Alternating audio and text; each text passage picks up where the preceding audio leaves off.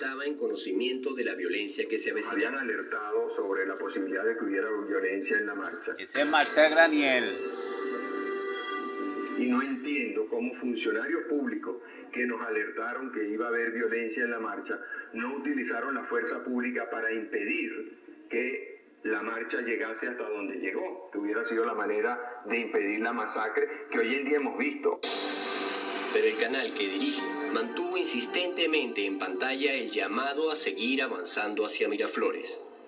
Al este de la ciudad, los 10 militares insurrectos esperaban la llegada de un equipo de microondas con el cual transmitirían su mensaje. En la espera, el equipo de CNN grabó un ensayo según lo testimonia Otto Neustadt. Entonces ellos hagan el ensayo, ellos hacen el ensayo y yo lo grabo, o sea, lo graba mi equipo. La persona que lee el anuncio es el vicealmirante Héctor Ramírez Pérez, quien sería nombrado al día siguiente ministro de la Defensa del gobierno de facto. Traidor. Esta es una parte del comunicado que leyó. Como francotiradores, para este momento, van 6 muertos y decenas de heridos en Caracas. El testimonio que dio el para entonces corresponsal de CNN indicaba la existencia de una macabra conspiración vinculada a la masacre que ocurriría más tarde.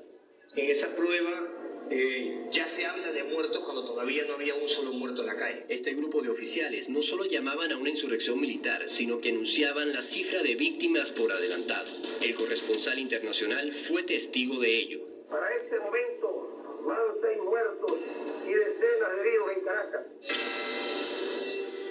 El cassette fue guardado, pero con el tiempo salió a la luz pública junto al testimonio del reportero, convirtiéndose en piezas claves para entender los acontecimientos ocurridos el 11 de abril.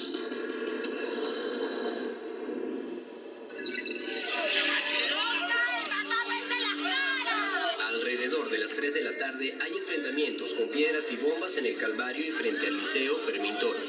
En la avenida Baral y Puente Yaguno aún no se han producido los primeros enfrentamientos.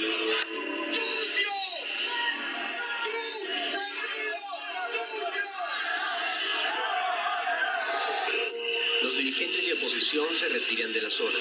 Lameda y Tamayo se dirigen a Venevisión al igual que Carmona Estanga. Carlos Ortega se había retirado momentos antes a una oficina cercana a la CTV. Enrique Mendoza, otro de los dirigentes que condujo la marcha hacia Miraflores, se retiró a un centro médico afectado por el humo.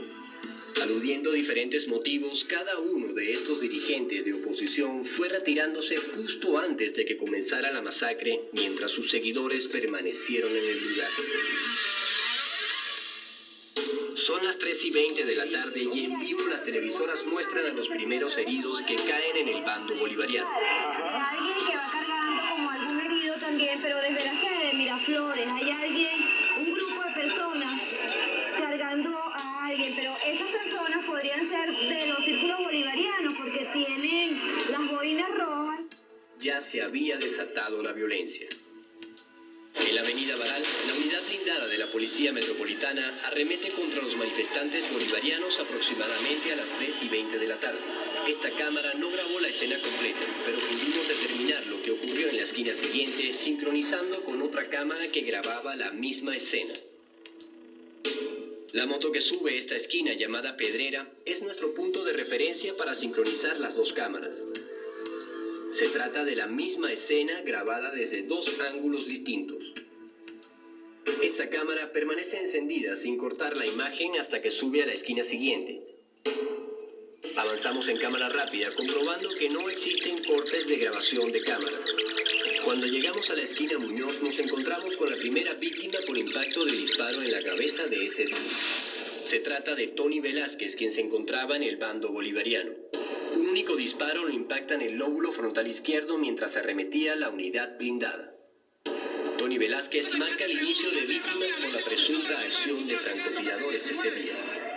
El personal médico acude al lugar y cuando las unidades se retiran, Tony Velázquez es llevado por una calle lateral hasta un centro médico ubicado en el Palacio de Miraflores.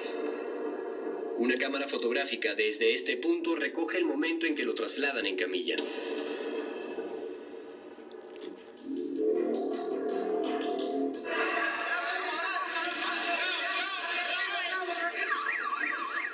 Son las 3:40 cuando esta imagen, capturada por la cámara de Venevisión, es transmitida en vivo simultáneamente por varios canales. Creo que es la segunda, Erika, que voy a hacer. ¿Será que se han desmayado muchas personas allí frente al Palacio de Miraflores? ¿Será que de verdad que no se sabe qué es lo que está pasando específicamente, ¿no? Pero se ven boinas rojas corriendito por allí entre la manifestación que está a las puertas de la sede del Ejecutivo. Mientras Tony Velázquez era llevado al puesto médico, seguían produciéndose víctimas en la avenida Baral. Hubo un momento en que la policía se colocó entre los manifestantes, ¿no? Y este cerco se rompió muy rápidamente.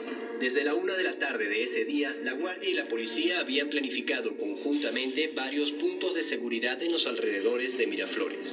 Guardias y policías debían mantener cordones en estos 3 puntos para evitar el choque de las 2 manifestaciones. Esto solo se cumplió en el sector del Calvario, donde no ocurrió ninguna muerte. En otro de los puntos, la policía rompió el cordón y permitieron que los manifestantes de oposición se aproximasen, produciéndose enfrentamientos con la Guardia. En este sector se producen 3 muertes ese día. En la avenida Baral, el cerco de la policía se rompe por completo y la Guardia Nacional recibió la orden de superiores implicados en el golpe de hacerse a un lado, permitiendo que las unidades de la policía avanzasen hacia el puente Yaguno. 12 personas morirían por los hechos de violencia en ese sector. Todas las víctimas fueron civiles y la mayoría pertenecían a ambos bandos. Otros simplemente transitaban por el lugar.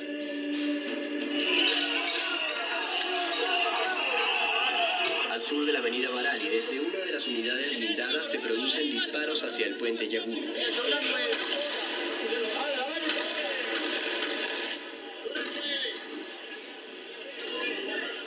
Esta cámara de un canal de televisión registró los disparos hacia el norte de la avenida. Uno de los uniformados pide a la cámara que no grabe. Después de estos disparos y detrás de las unidades se produce la segunda víctima con impacto de bala en la cabeza. Se trata de Magdalena Sauce, quien se encontraba en la manifestación de oposición. Me dieron un tiro en la cabeza.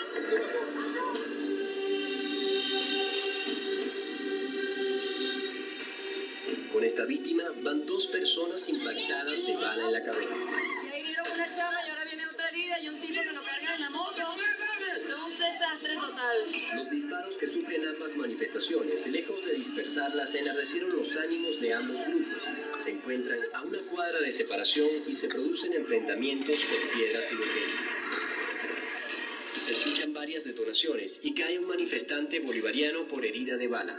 En mi cabeza sentía como abeja y cuando veo hacia arriba pegan los impactos de bala y me tiro hacia la carretera.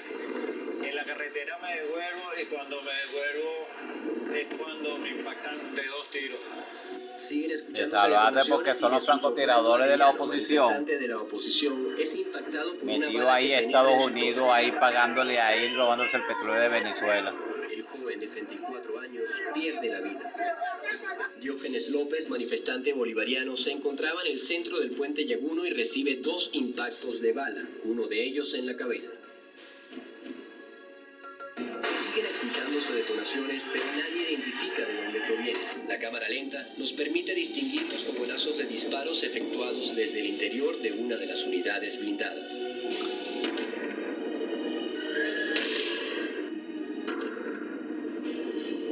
Hasta ese momento, la información que transmitieron en relación con las víctimas fue que los bolivarianos se desmayaban por el sol y restaron importancia a los heridos de bala. Destacar cuando se está atendiendo a esta persona que aparentemente está herida, pero también podría haber sufrido algún tipo de desmayo por Las principales televisoras no informaban sobre la masacre que ocurría en la avenida Baral. Algunos justificaron su silencio señalando que la transmisión en cadena del mensaje del presidente Chávez impidió que las televisoras informaran sobre los muertos y heridos.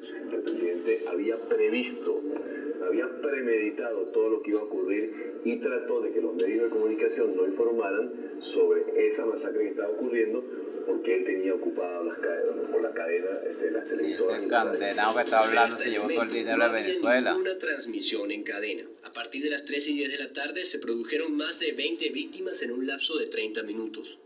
De haber querido informar, los medios privados hubiesen podido hacerlo. Claro, estaban en complicidad. Después de una tensa espera, llegó la unidad de microondas que esperaban los militares insurrectos para transmitir su mensaje. Cuando nos informa inteligencia que iba a haber una cadena estaba por el presidente, comenzamos a acelerar el proceso. Yo sé que esto fue tan rápido que tener un microondas instalado para el momento nos costó, lamentablemente no llegó a tiempo, o llegó un poquito más tarde de lo esperado. El llamado de estos militares no pudo ser transmitido a tiempo, y a las 3:44 de la tarde, el presidente Chávez inicia un mensaje en cadena nacional. He tomado la decisión, cuando falta, según mi reloj, 15 minutos para las 4 de la tarde, de convocar esta cadena nacional de radio y televisión. Continúan cayendo manifestantes en la avenida Baral y a las 13:50 es herido el fotoreportero Jorge Ibrahim Tortosa. Lo distinguimos del lado inferior izquierdo de la imagen cuando toma una foto hacia la unidad blindada. La blindada le disparó. Policía Metropolitana. Y el impacto de bala y mi hermano cae. Otra cámara situada al sur capta el momento en que es impactado de un tiro en la cabeza.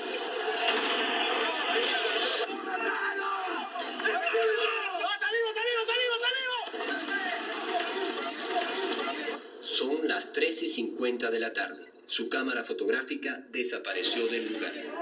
Se robaron la información. Hay dos personas con chalecos que presuntamente que eran compañeros de trabajo de él. Lo estaban robando. Cámara, ni siquiera lo auxilian, le quitan la cámara.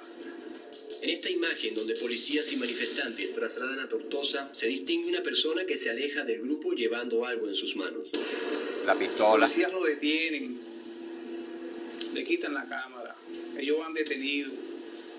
Ellos fueron detenidos, que lo chequean, lo consiguen a cada uno con una pistola. La gorra y su vestimenta nos permiten ubicarlo en una imagen grabada más tarde. Lleva en sus manos la cámara de Tortosa. Momentos antes de que Tortosa fuera herido, estas mismas dos personas no llevaban ninguna cámara en sus manos.